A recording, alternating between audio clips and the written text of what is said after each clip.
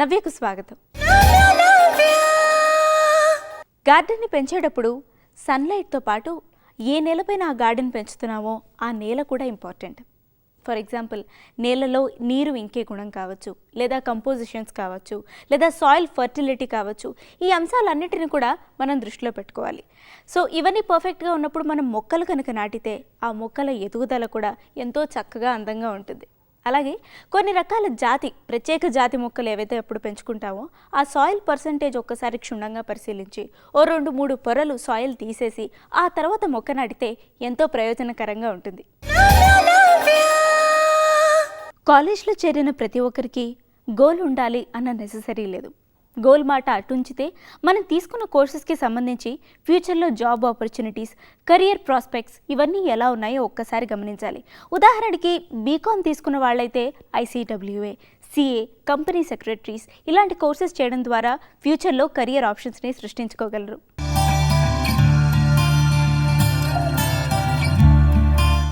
ఈ మధ్య కాలంలో పిల్లలు చాలా స్ట్రెస్కి గురవుతున్నారన్నది వాస్తవమేనండి. ఈ విషయం గురించి తల్లిదండ్రులు ఎంత కష్టపడుతున్నారో, బాధపడుతున్నారో, అదేవిధంగా టీచర్స్ కూడా కష్టపడుతున్నారు. పిల్లలు వాళ్ళంతట వాళ్ళు కూడా ఒక లెవెల్ పెట్టుకొని ఆ లెవెల్కి నేను రీచ్ అవ్వాలి అని టార్గెట్స్తో కష్టపడుతున్నారు. అంటే స్ట్రెస్ అన్నది ఎవరో తెచ్చుకున్నది కాదు, ఇది అందరూ కూడబలుకొని అనుకున్నదని చెప్పుకోవచ్చండి. ఫర్ ఎగ్జాంపుల్, నీకు IITలో ర్యాంక్ రావాలి, లేదంటే 10th టాప్ క్లాస్లో పాస్ అవ్వాలి, you must be a distinction holder. ఇది అన్నది పేరెంట్సే కాదు, టీచర్స్, ఎందుకంటే వాళ్ళకి ఇంకా అడ్మిషన్స్ వస్తాయి, అట్లాగే పిల్లలు వాళ్ళకి వాళ్ళు కూడా చాలా హై లెవెల్ ఆఫ్ ఎక్స్పెక్టేషన్ పెట్టుకుంటున్నారు. దీంతో ఏమవుతుందంటే వాళ్ళకి చాలా స్ట్రెస్ లెవెల్ పెరుగుతుంది. ఈ స్ట్రెస్ వలన ఏమవుతుంది, మతిమరుపు, మెమరీ లాస్ అనేది బాగా జరుగుతుంది. Memory loss specially during examinations. పరీక్షలప్పుడు వాళ్ళు ఆ పరీక్ష హాల్ ఎంటర్ అయినప్పటి నుంచి అన్నీ మర్చిపోతూ ఉంటారు. అంతవరకు బాగా చదువుతూ ఉంటారు. బయట పుస్తకం పట్టుకొని లాస్ట్ మినిట్ కూడా రివిజన్ చేస్తూ ఉంటారు. తర్వాత పుస్తకం పక్కన పడేస్తారు, హాల్ బయట పెడతారు, అంతే. ఎంటర్ అయినప్పటి నుంచి అబ్సల్యూట్ బ్లాంక్. ఇది ఎందుకు జరుగుతుంది? ఈ విషయం గురించి చాలా ఉత్తరాలు వచ్చాయండి. అందులో 1-2 చదివి వినిపిస్తాను. మధురిమాచారి గారు గుంటూరు నుంచి రాస్తున్నారండి. మా అబ్బాయి 10వ తరగతి చదువుతున్నాడు. పరీక్ష హాల్ వెళ్ళంతో బ్లాంక్ అయిపోతాడు, చదివినోన్ని మర్చిపోతూ ఉంటాడు. మామూలుగా అయితే బాగానే చదువుతాడు, మంచి మార్కులే వస్తూ ఉంటాయి, అట్లీస్ట్ అన్ని సబ్జెక్ట్స్లో బాగానే పాస్ అవుతూ ఉంటాడు. కానీ హాల్లోకి వెళ్ళంతో బ్లాంక్ అవుతాడు అనేటప్పటికీ ఇంకా మార్క్స్ బాగా వస్తాయేమో అన్న ఆశ పెరుగుతుంది. నేనేమన్నా చేయగలనా అని అడుగుతున్నారు. అట్లాగే ఇంకో ఉత్తరం కూడా ఉందండి. అనురాధ శర్మ గారు రాశారు, విజయనగరం నుంచి. మా అమ్మాయి 8వ తరగతి చదువుతోంది, IIT కోచింగ్ కూడా పంపిస్తున్నాము. అతను బాగా చదువుతుంది, కానీ స్ట్రెస్ వలన ఏమిటో తెలియదు, కానీ పరీక్ష హాల్కి వెళ్ళంతో బ్లాంక్ అయిపోతాను అని అంటోంది. మార్క్స్ బాగానే వస్తాయి, కానీ ఆ బ్లాంక్ అవడం వలన తను బాగా చేయలేకపోతుందేమో అని మాకు అనుమానం. ఏమన్నా చేయగలమా? దీనంతటికీ ఒకటే కారణం అండి. 2 ఉత్తరాల్లో మనం చూస్తున్నది ఒకటే, స్ట్రెస్. స్ట్రెస్ ఉన్నప్పుడు ఏమవుతుందంటే మనం ఏదో అనుకుంటాం, కానీ జరగదు ఏదో, ఇంకోటి మీ ఎక్స్పెక్టేషన్ మరీ ఎక్కువగా ఉందా? అంటే పిల్లలు బ్లాంక్ అవుతున్నారు కాబట్టి వాళ్ళకి తక్కువ మార్క్స్ వస్తున్నాయని మీరు అనుకుంటున్నారా? బ్లాంక్ అవ్వకపోతే ఇంకా బాగా వస్తాయా? అసలు బ్లాంక్ అవుతున్నారా? వాళ్ళే చెప్తున్నారా, మీరు ఊహించుకుంటున్నారా? ఇలా ఎన్నో ప్రశ్నలు ఉన్నాయండి. సరే, మీరు చెప్పినట్టే బ్లాంక్ అవుతున్నారనే అనుకుందాం, అందుకని మార్క్స్ తక్కువ వస్తున్నాయని అనుకుందాం. దీనికి ఏదో పరిష్కార మార్గం తప్పకుండా ఉంటుందండి. దాన్ని పరిశీలిద్దాము. ఫస్ట్ ఏంటంటే, పిల్లలు ఎలా చదువుతున్నారు అంటే వాళ్ళకు ఒక పద్ధతిగా ఉందా, ఒక టైం టేబుల్ ఉందా, స్టడీ అవర్స్ ఉన్నాయా, పొద్దున చదువుతున్నారా, సాయంత్రం చదువుతున్నారా? వాళ్ళకి ప్రతి మనిషికి ఒక ప్రొడక్టివ్ టైం అనేది ఉంటుంది. కొంతమంది పగలు బాగా చదవగలుగుతారు, కొంతమంది పొద్దున్నే లేస్తారు, 4ంటికి లేస్తారు, 2ంటికి లేస్తారు, 6, 7, 8 వరకు బాగా చదువుతారు, తర్వాత స్కూల్కి వెళ్తారు. కొంతమంది రాత్రి బాగా చదువుతారు, పొద్దున్న లేట్గా లేస్తారు. అట్లా ప్రతి మనిషికి ఒక బయాలజికల్ క్లాక్ ఉంటుందండి. ఆ క్లాక్ ప్రకారమే వాళ్ళు సరిగ్గా పని చేయగలుగుతారు. మోస్ట్ ప్రొడక్టివ్ పీరియడ్ అది. అదొకటి మీరు గమనించి చూడండి, అనలైజ్ చేయాలి మీరే. తర్వాత ఒక పర్టికులర్ ప్లేస్, ప్రతిసారి చదువుకు కూర్చున్నప్పుడు అక్కడే కూర్చొని వాళ్ళు చదువుకోవాలి. అప్పుడు ఏమవుతుందంటే వాళ్ళ కాన్సన్ట్రేషన్ అక్కడికి వెళ్ళడంతో కాన్సన్ట్రేషన్ బాగా పెరుగుతుంది. ఎందుకంటే అదొక సిస్టమ్.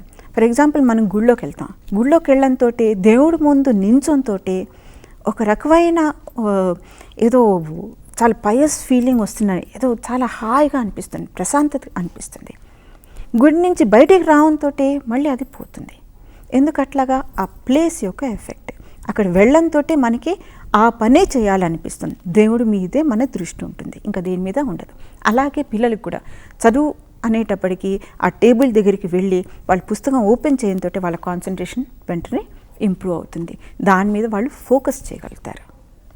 ఇంకోటి, ఒక టైం ప్రకారం వాళ్ళు కూర్చొని చదువుకోవాలి. టైం టేబుల్ కరెక్ట్గా ఉందా? ఎన్నో సబ్జెక్టులు ఒకే దాంట్లో ఒక గంటలోనూ 2 గంటలోనూ ఇరికించి చదవడం కాకుండా వాళ్ళు కంఫర్టబుల్ స్పీడ్, ఒక డిఫికల్ట్ సబ్జెక్ట్ మ్యాథ్స్ చేసిన తర్వాత ఒక లైట్ సబ్జెక్ట్ ఇంగ్లీషో ఇంకేదైనా లాంగ్వేజ్ చేస్తే బెటర్. మళ్ళీ ఫిజిక్స్ కెమిస్ట్రీ చేసిన తర్వాత ఇంకో లాంగ్వేజ్ ఇంకేదైనా సబ్జెక్ట్ లైట్గా చేస్తే బెటర్. అప్పుడు ఏమవుతుంది, వాళ్ళ కాన్సన్ట్రేషన్ పవర్ ఫస్ట్ కొంచెం చాలా కష్టం అన్నది చదివినప్పుడు చాలా ఎక్కువ ఉంటుంది, తర్వాత రిలాక్స్ అయినప్పుడు అంత అవసరం ఉండదు, కాబట్టి ఆటోమేటిక్ రిలాక్సేషన్ వస్తుంది, దాంతోపాటు చదువు కూడా కంప్లీట్ అవుతుంది. అలా టైం టేబుల్ మీరు తయారు చేసి ఇవ్వండి, మీ పిల్లల సహకారం కూడా మీరు తీసుకోండి. తర్వాత మంచి వెంటిలేషన్ లైట్ ఉన్నాయా లేవా?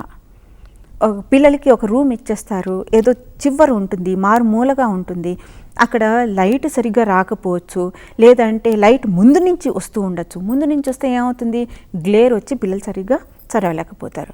వెనక నుంచి వస్తే వాళ్ళ నీడ పడుతుందా? అలా ఉండకూడదు. సైడ్ నుంచి అంటే రైట్ సైడా లెఫ్ట్ సైడా అన్నీ జాగ్రత్తగా చూడండి మీరు. దాన్ని బట్టి టేబుల్ అరేంజ్ చేసి కంఫర్టబుల్గా ఉండేటట్టు చూసుకోండి. అది కూడా చాలా అవసరం. ఫ్యాను, లైట్ అవన్నీ కరెక్ట్గా ఉంటేనే పిల్లల దృష్టి సరిగ్గా ఉంటుంది. తర్వాత మధ్యలో గ్యాప్ ఎలా తీసుకుంటున్నారు? మరీ పెద్ద గ్యాప్ అయినా సరిగ్గా వాళ్ళు చదవలేకపోతారు, మరీ చిన్న గ్యాప్ అయినా సరిగ్గా చదవలేకపోతారు. గ్యాప్ అంటే ఒక అరగంట చదివిన తర్వాత ఒక 5-10 నిమిషాలు గ్యాప్ ఉండొచ్చు అన్నమాట. ఆ గ్యాప్లో టీవీ చూడడం కాదు, వాళ్ళు రిలాక్స్ అవ్వడం, అటు ఇటు తిరిగి కొంచెం నీళ్లు తాగి, లేదంటే 2 ముక్కలు మాట్లాడచ్చు, ఎవరితో అయినా ఫ్రెండ్స్తో మాట్లాడాలంటే ఒక ఫోన్ కాల్ చేసుకుంటే చేసుకోవచ్చు. టీవీ ముందు కూర్చుంటే ఏమవుతుందంటే మళ్ళీ వాళ్ళకి టైం సెన్స్ ఉండదు. ఒక అరగంట గంట అయిపోయినా ఏదో సినిమా పెట్టుకుంటారు, సీరియల్ పెట్టుకుంటారు, పాట పెట్టుకుంటారు, lot of time will be wasted. అదొకటి మీరు జాగ్రత్తగా చూసుకోవాలి. తర్వాత పిల్లలు చదివేటప్పుడు వాళ్ళు ఎట్లా ఆ టేబుల్ని అరేంజ్ చేస్తారు? జస్ట్ లైక్ మన బుర్రలో ఎన్ని విషయాలు ఉంటే, అంటే క్లటర్ అయ్యి ఉంటే మన దృష్టి దేని మీద ఎట్లా ఉండదో, డిస్ట్రాక్ట్ అయిపోతాం. అలాగే వాళ్ళ టేబుల్ మీద కూడా అవసరమైన పుస్తకాలే ఉండాలి. అన్క్లటర్ చెయ్యండి, అక్కలేనివేమీ ఉండక్కర్లేదు, అవసరమైన పుస్తకాలు అక్కడ ఉండాలి, మిగిలినవన్నీ షెల్ఫ్లో భద్రంగా ఉండాలి. ఈ చిన్న చిన్న అలవాట్లు మీరు చెయ్యండి. దాంతో ఏమవుతుందంటే టైడీగా నీట్గా ఉండడం అది వాళ్ళ హ్యాబిట్ అయిపోతుంది అనమాట. స్వతహాగా వాళ్ళు అలా తయారవుతారు. డిసిప్లిన్ ఒక్కసారి వచ్చిందంటే, హ్యాబిట్ ఫామ్ అయిందంటే ఇంకా వాళ్ళకి కాన్ఫిడెన్స్ లెవెల్ పెరుగుతుంది. కాన్ఫిడెన్స్ లెవెల్ పెరిగితే వాళ్ళు ఏ పరీక్ష అయినా చాలా ఈజీగా సులువుగా తీసుకోగలుగుతారు. పరీక్షనే కాదు, ఏ పనైనా వాళ్ళు బాగా చేయగలుగుతారు. మన ఇక్కడ పరీక్షతో ఆపేయక్కర్లేదు. వాళ్ళు బ్లాంక్ అవడం అన్నారు కదా, అది ఎందుకంటే వాళ్ళ కాన్ఫిడెన్స్ లెవెల్ ఎక్కడో తగ్గిపోయింది. వాళ్ళకి ఏదో భయం, సమ్ ఫియర్, నేను చదువుకున్నదే వస్తుందో రాదో, నేను ఆన్సర్ చేయగలనో లేదో, నాకు ఫస్ట్ మార్క్ వస్తుందో రాదో, వాడికన్నా నాకు ఎక్కువ మార్క్స్ వస్తాయో రావో, ఇవే వాళ్ళ భయాలు. ఆ భయాలు మనం తొలగించేస్తే చాలు, చాలా బాగా పర్ఫామ్ చేస్తారు. అంటే ఇదంతా చదువుకుంటున్న వాళ్ళ గురించి మాట్లాడుతున్నాను. చదవని వాళ్ళ గురించి అంటే దే మస్ట్ స్టడీ. వాళ్ళకి దారి లేదు. హార్డ్ వర్క్ చేసే వాళ్ళకి ఫలితం దక్కుతుంది. Pay now play later. ఇప్పుడు చదివితేనే తర్వాత హాయిగా ఆడుకోవచ్చు. లేదు అంటే రివర్స్ అయిపోతుంది, ఇప్పుడు ఆడుకుంటే తర్వాత చదువుకోవాల్సి వస్తుంది, లేదంటే కష్టపడవలసి వస్తుంది. సో ఈ మ్యాక్సిమం అన్నది మీరు రాసి పెట్టండి. వాళ్ళ టేబుల్ దగ్గర ఎక్కడో రాసి పెడితే వాళ్ళు అది చూసుకుంటూ ఉంటారు. డూ ఇట్ నౌ ఒకటి, ఏదైనా ఒక పని అనుకుంటే వాళ్ళు ఇమ్మీడియట్గా చేయాలి. ఈ 2 రాసి పెడితే తప్పకుండా వాళ్ళు డిసిప్లిన్ అనేది పెరుగుతుంది. మోకాళ్ళ నొప్పులతో బాధపడే వారికి సైక్లింగ్ మంచి వ్యాయామమే అని అంటున్నారు నిపుణులు. ఎందుకంటే కండరాలని బలపరచడంలో సైక్లింగ్ ఒక విధంగా ఉపయోగపడుతుందట. అయితే మోకాళ్ళ నొప్పులు తీవ్రంగా ఉంటే మాత్రం సైక్లింగ్ జోలికి వెళ్ళకపోవడమే మంచిది.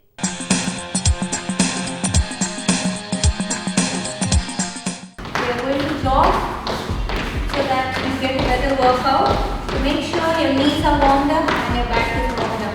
Are you ready to go? Start with marching first to the right and back. Let's go. It's 1, 2, 3, 4. Come back. 1 and again. Go. 4 more. Come back. And one last time now. Then you change your side. Start with your left leg. Change your side. And come back. And again. Come back, give me 2 more, march, come back for the last time. Now when you change your side, change it into a jog and back. So jog, and come back. And again, a little jog, come back. Walk at your own pace. Jogging is definitely better than walking if your knees and back is strong. And change your side now. So jog, come back. Make sure you have a good pair of shoes if you're doing this. Jog. One last time. Jog. Change your side again. Jog over there for 4 and march for 4 here. So it's 1, 2, 3 and back. Come back again. March. Change your side now. Go. 1, 2, 3 and march. And come back. 1, 3 and march. Now go back again. 1, 2, 3 and hop. Side to side. Now come back. 1, 3 and hop. Side. Change your side. 3 and hop, side to side, come back, one last time, let's go, this time you jack, 5, 6, 7 back, and jack, and go the other side, 3 and jack, come back, 2, 3 and jack, this time with the knee lift, 1, 2, 3 and jack, up, and come back, 1, 2, 3 and up, now left side, left leg first, up, and come back, 1, 2, 3 and jog in your place for 8, 7, 6, take up a small circle now, jog around in a small circle, so 1, 2, 3, 4, 5, 6 and in your place, 2, 3, 4, change your side now, 1, 2, 4, 7 go, 5, 6, 8 and once again, go little back, 6, 7 and march, 2, 3, 4, change your side now. 1, 2, 4, 5, 6 and in your place from the top. Are you ready? March diagonal. 1, 3 hop, 5, 6, 7 and back. 3 hop, change your side now. 1, 2, 3 left. 2, 3 and back. 3 and hop, change your side again. With the jacks. 5, 6, 7 and back. Nice and strong, big arms and left side. 2, 3, 4. Let's come back. 3, 4. Last time on the right. With the knee lifts, it's up and come back. 1, 2, 3 and again. Change your side now. 1, 2, 3 and up. And don't forget knee lift last time and the letter 8. Jaw. 1, 3, 4, 5, 6. Change your side. 2, 3, 4. One last time. 1, 2, 5, 6. ఏ సీజన్లోనైనా మన దగ్గర ఎలాంటి నగలు ఉన్నా లేకపోయినా మన నగల పెట్టెలో కంపల్సరీగా ఉండాల్సినవి శాండిలియర్ చెవిరింగులు. ఇవి చూడడానికి ఇటు మోడర్న్గాను అటు సాంప్రదాయబద్ధంగాను ఉంటాయి. ఏ పార్టీస్ మీద ఏ డ్రెస్సెస్ వేసుకున్నా సరే శాండిలియర్ చెవిరింగులు ఇట్టే మ్యాచ్ అయిపోతాయి. దీనికి కలర్తో ఎటువంటి సంబంధమూ ఉండదు.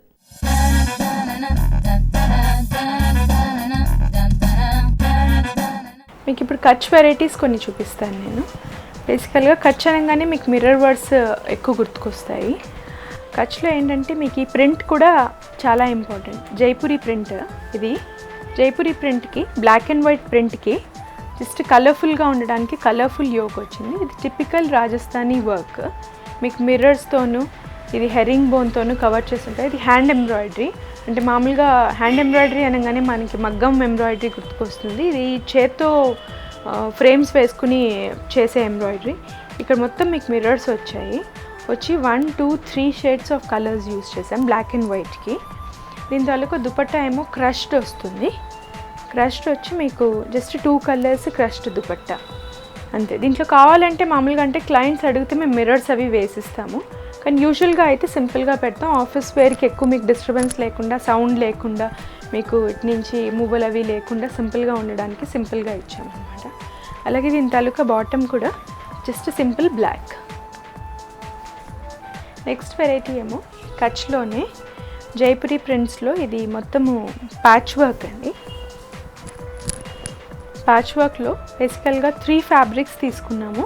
3 ఫ్యాబ్రిక్స్ తీసుకుని జామెట్రిక్ మోటివ్స్, ఒకటి మామూలు ప్రింట్, ప్లెయిన్ది తీసుకుని దీన్ని ప్యాచెస్ లాగా సెట్ చేసి మధ్యలో రెడ్ పైపింగ్ ఇచ్చాము అనమాట.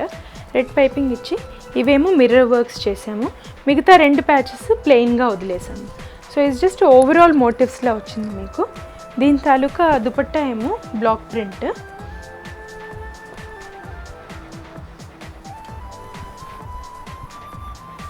కాటన్ మెటీరియల్లో బ్లాక్ ప్రింట్ వస్తుంది. దీని తాలూకా బార్డర్స్ చాలా హెవీగా వస్తాయి. దీనికి కూడా ఏమైనా వర్క్ అడిషన్స్ కావాలంటే మామూలుగా క్లయింట్స్ వాళ్ళ ఇష్ట ప్రకారము చేయించుకుంటారు. దీని తాలూకా బాటమ్ ఏమో సింపుల్ బ్లాక్ ప్రింట్ మెటీరియల్ రెడ్లో వస్తుంది. నెక్స్ట్ రాజస్థానీ వర్క్లో మీకు జైపూర్ ప్రింట్ ఇది.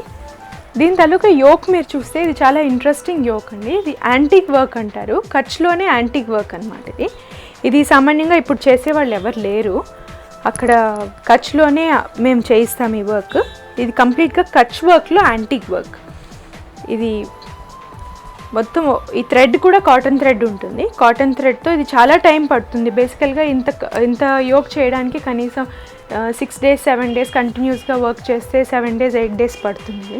ఇది కచ్ వర్క్లో ఇది యాంటిక్ వర్క్ అంటారు. ఈ యోక్ వచ్చింది పైన. దీనికి బాటమ్ ఏమో మరూనే ఇచ్చాము, కంప్లీట్గా మరూన్ బ్లాక్ ప్రింట్. దుపట్టా ఏమో కాంబినేషన్ వచ్చింది ఇలా. ఇప్పుడు ప్యాచ్ వర్క్ ఫ్యాషన్ కాబట్టి ఇది కూడా జైపూరి ప్రింట్లోనే ఇది గుజరాతీ ప్యాచ్ వర్క్ వచ్చింది. దీనికి 1 2 3 4గా మేము సెగ్మెంట్స్ చేసుకున్నాము. ఇది 5th సెగ్మెంట్. ఇది మామూలుగా మీకు మామూలుగా రెగ్యులర్ వర్క్. ఇది మళ్ళీ యాంటిక్ వర్క్ అండి. ఇది సామాన్యంగా ఇప్పుడు ఇది ఎవరు చేయలేరు. ఇది యాంటిక్ వర్క్లోకి వస్తుంది. ఇది యాంటిక్ ప్యాచ్. దీనికి మళ్ళీ ఇదే సెట్ చేసాము. ఇది కూడా యాంటిక్ వర్క్, మిర్రర్ వర్క్. ఇది టిపికల్ గుజరాతీ కచ్ వర్క్ అన్నమాట.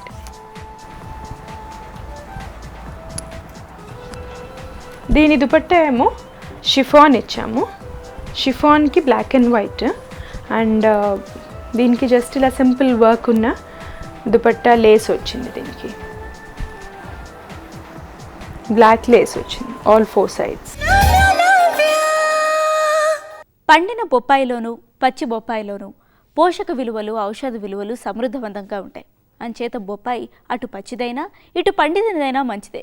టేస్ట్ మాట అటుంచితే బొప్పాయి రోజు తీసుకోవడం వల్ల ఆరోగ్యానికి ఎంతో మేలు.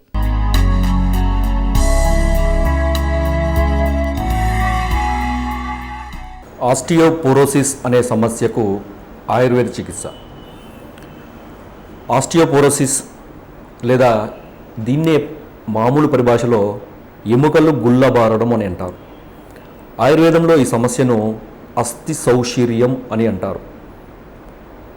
అంటే ఎముకలు ఎంతైతే సాంద్రతో ఉండాలో, అంటే ఎముకలైతే ఎంత పటిష్టంగా ఉండాలంటే వాటి యొక్క బోన్ మినరల్ డెన్సిటీ అనేది మెయింటైన్ కావడం చాలా ముఖ్యం. మినరల్స్ అంటే కాల్షియం, ఫాస్ఫరస్ లాంటి, డెన్సిటీ అంటే వాటిలో ఉండే ఎముక యొక్క సహజ కణజాలం. ఈ రెండిటి యొక్క పరిమాణము క్షీణించడం లేదా వాటి యొక్క పరిమాణం తగ్గిపోవడం అనేదే ఈ ఆస్టియోపోరోసిస్ అనే సమస్యలో ఏర్పడే ప్రధాన లక్షణం. వయస్సు పెరిగిన కొద్దీ రకరకాల అనారోగ్య సమస్యలు బాధిస్తుంటాయి. ఇలా వయసుతో సంబంధం ఉన్న, వయసు పెరిగే కొద్దీ చాలామందిలో వచ్చే అనారోగ్య సమస్యలో అతి ప్రధానమైనది ఈ ఆస్టియోపోరోసిస్ అనే సమస్య. ఇది ముఖ్యంగా మగవాళ్ళతో పోల్చుకుంటే ఆడవాళ్ళలో ఎక్కువగా ఉంటుంది. ఇది చాలామంది మహిళల్లో మెనోపాజ్ పీరియడ్ దాటిన తర్వాత 14% మందిలో కనబడే అవకాశం ఉంది. మెనోపాజ్ దాటిన తర్వాత వచ్చే ఆస్టియోపోరోసిస్ని పోస్ట్ మెనోపాజల్ ఆస్టియోపోరోసిస్ అని అంటారు.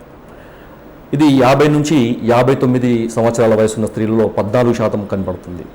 అదేవిధంగా 60 నుంచి 69 సంవత్సరాల వయసు ఉండే వాళ్ళలో 22% మందిలో కనిపిస్తుంది.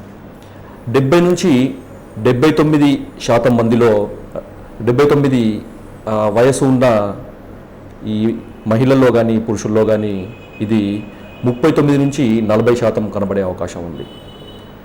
అదే కాకుండా 80 సంవత్సరాలు దాటిన వాళ్ళలో 100కి 60% మందికి ఈ ఆస్టియోపోరోసిస్ అనే సమస్య వచ్చే అవకాశం ఉంది.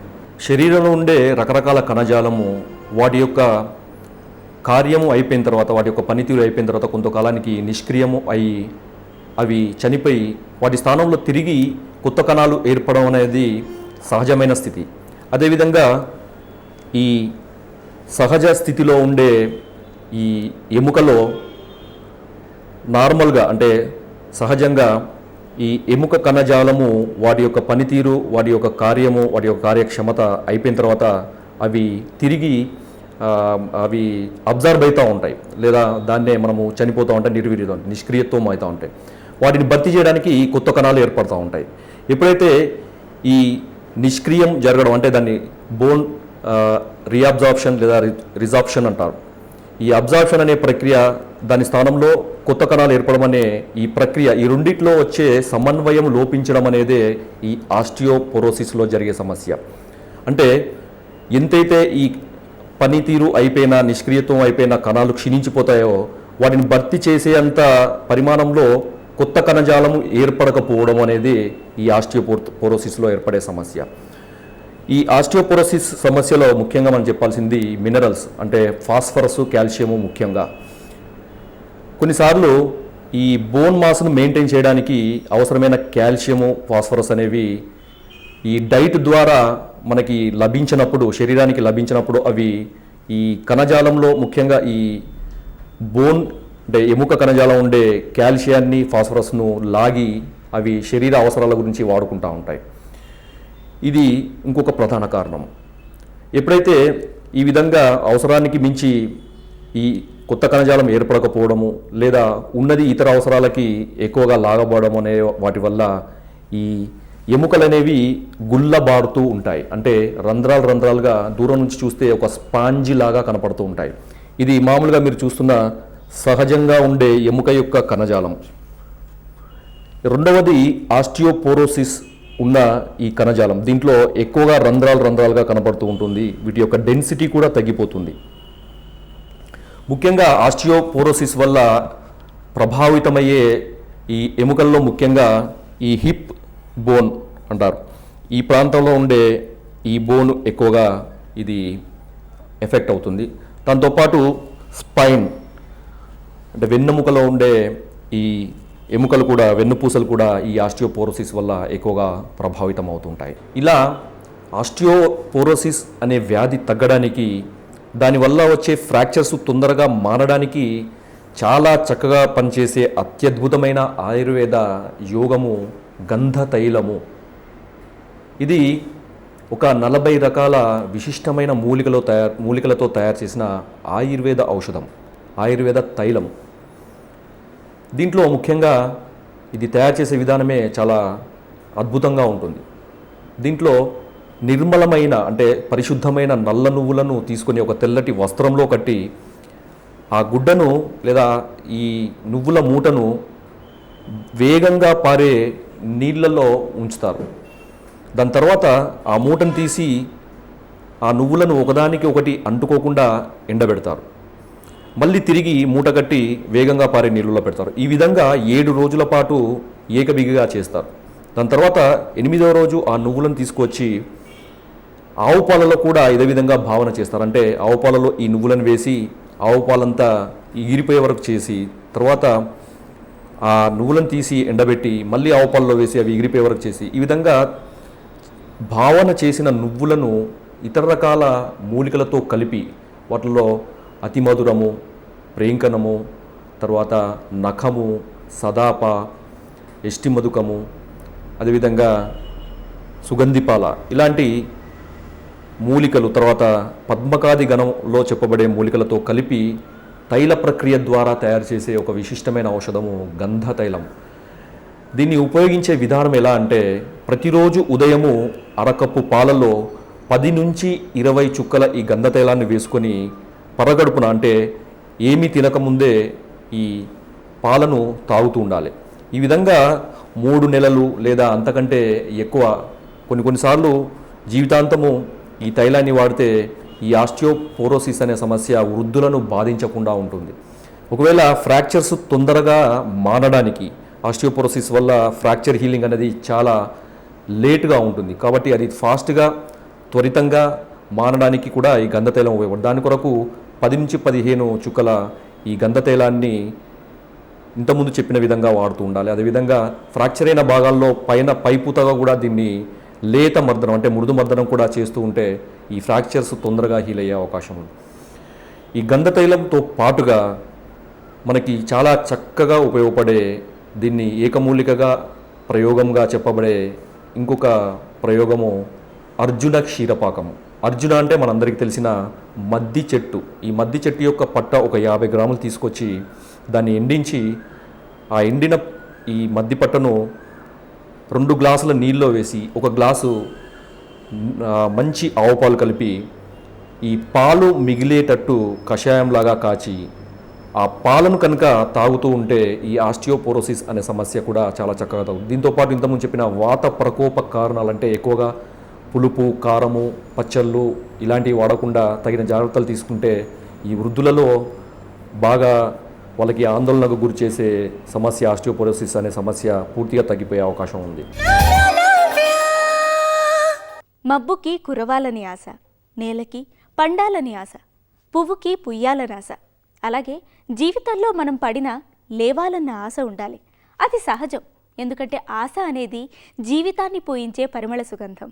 Always keep smiling. నవ్య మీద మీ సలహాల్ని, సూచనల్ని, అభిప్రాయాల్ని మాకు తప్పకుండా రాసి పంపించండి. మా address Navya, care of director, Doordarshan కేంద్రం, రామంతపూర్, హైదరాబాద్ 5,13,. మా ఈమెయిల్ ఐడి navya.doordarshan@gmail.com. ఉన్నమలుంటాయి, అమావాసలుంటాయి, చంద్రునికెప్పుడు కళలుంటాయి, బ్రతుకు బాధ్యతల బడలికలోన అప్పుడప్పుడు గ్రహణాలుంటాయి, వనిత సమస్య